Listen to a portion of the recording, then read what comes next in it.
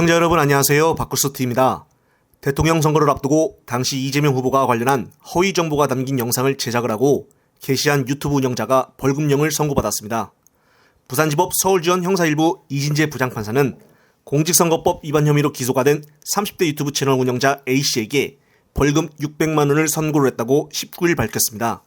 A씨는 제20대 대통령 선거를 앞둔 2020년 12월 당시 이재명 후보와 관련한 허위 사실을 주장하는 내용의 영상을 제작을 하고 유튜브에 게시한 혐의로 재판에 넘겨졌습니다.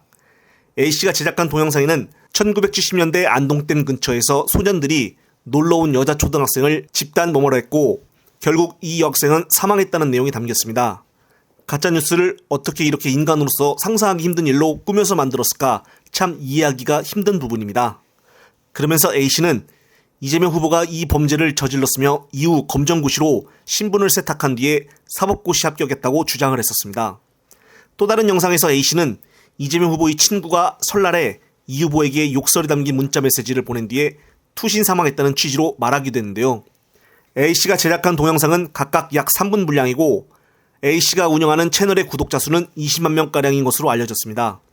재판부는 이에 대해 A씨가 이재명 후보가 당선되지 못하게 하고자 허위 사실을 공표한 것이라고 판시를 했고 이재명 후보는 성범죄로 형사처벌을 받은 전력이 없으며 또 투신 사망 사건과 이재명 후보가 친구로부터 문자 메시지를 받은 사건은 서로 연관성이 없다고 봤습니다.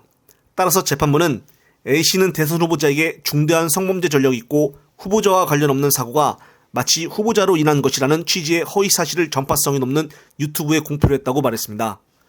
이어서 이 같은 범행은 유권자의 올바른 의사결정에 혼란을 초래하고 선거의 공정성을 제어할 수가 있어 그 죄책이 절대 가볍지 않다며 양형 이유를 밝혔습니다. 이렇게 가짜를 사람으로서 입에 담기 힘든 일로 만들어 허위를 퍼뜨리는데 벌금이 600만 원밖에 안 된다니 기가 막힐 뿐인데요.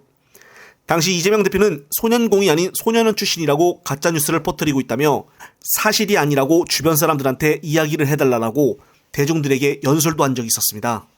대선 당시 허위 뉴스에 대한 담당을 맡은 사람이 당시 공보단장이었던 박강훈인데 참 그때 당시에 좀 잘 좀 하지 지금 와서 생각해보면 화가 날 뿐입니다. 그러면서 이번 원내대표에 나온다니 딱히 할 말이 없는데요. 공보단장 역할만 잘했어도 지금과 같은 일은 안 왔을 수도 있지 않나 하는 생각을 해봅니다. 오늘은 민주당 오전 최고위원회에서 녹음 파일 유출설에 반발하는 검찰에 대해 직격탄을 쏘는 박찬대 최고위원의 발언을 끝으로 이번 영상은 마무리하겠습니다.